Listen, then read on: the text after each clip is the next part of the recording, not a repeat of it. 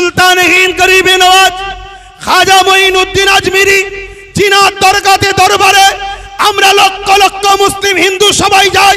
আর গত 14 বছর ধরে আমার দেশের প্রধানমন্ত্রী তিনিও চাদর পটাচ্ছে।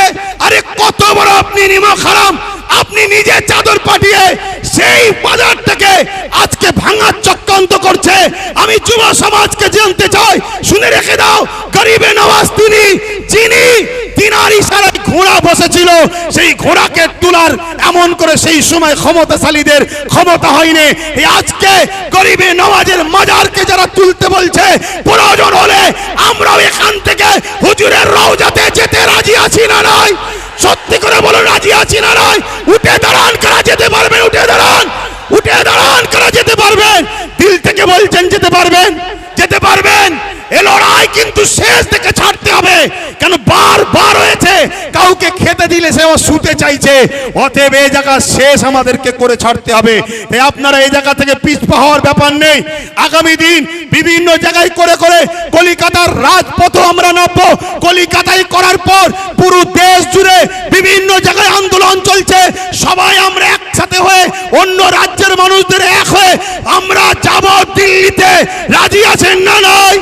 দিল্লিতে শুধু চিল্লাতে যাব না, দিল্লিতে শুধু চিল্লাতে যাব না, যারা সংবিধান ও দেশকে মিটাচ্ছে তাদেরকে নামাতে আমরা যাব। রাজি আছে?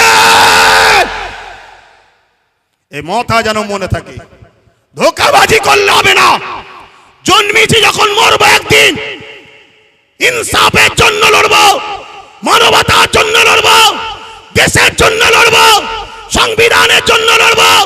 নিজের মাতৃভূমির বসবাসকারী গরিব হিন্দু, দলিত, আদিবাসী, সাঁওতাল, বাগদি সবার জন্য আমরা লড়বো। এতে আপনারা প্রস্তুত আছেন না নয়? আছেন না নয়?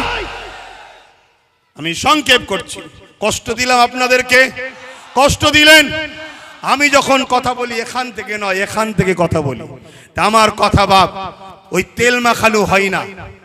তাই হয় চুপ করে যেতে বলেন, চুপ করে যাব, আর নাই কথা বলেন। আজকে আমাদের আশাটা, এই আন্দোলন কেউ যদি মনে করে এটা হিন্দু মুসলমানের কোনো ব্যাপার, তাহলে কিন্তু ভুল হবে। অবশ্যই ফুরফুরা শরীফ আহলে সুন্নাত ওয়াল জামাত ডাক দিয়েছে। অবশ্যই এটা একটা ইসলামিক চিন্তাধারার উপরে ধর্মীয় সংগঠন। কিন্তু ধর্ম কাকে বলে?